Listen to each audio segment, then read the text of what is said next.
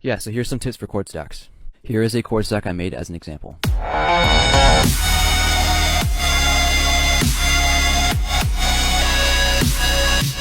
So I think the most important thing to do and to remember is that you want each sound in your chord stack to be hitting a specific frequency range. Like you want it to be you want it to have a purpose in your chord stack. You don't want to just throw a bunch of random sounds together.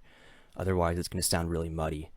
And if you want that clean chord stack sound, you want each synth to be hitting a specific frequency range.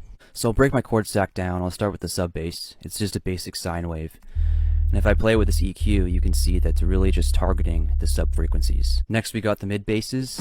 These are really just targeting the bass, low mid, and mid frequencies. And you can see here there's really nothing in the sub area, because that's all just for the sub. And then next we got the chords. So these are hitting, the mids, high mids. They're really hitting those higher frequencies. So everything like the sub, the mid bass, the chords, they all have their own frequency range that they're really targeting. Now in the mixer I'll play each chord sound on its own. You'll be able to hear what it sounds like.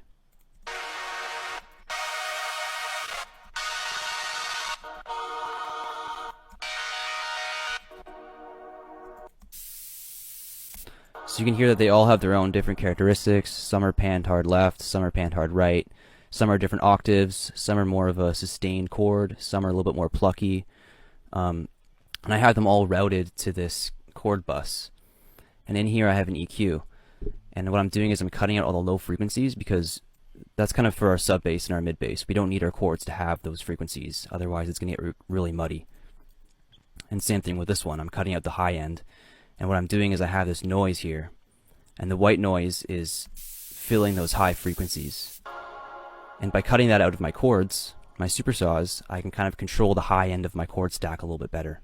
So the two most important things to remember in my opinion are you want to make sure each of your sounds are targeting a different frequency range, and you want to be using EQ to scoop out those frequencies that are being targeted by a different sound. So with our chords we cut out those low end frequencies because the sub bass and the mid bass was hitting it. And then we also cut out the high frequencies, the super high frequencies, because the white noise was targeting that area.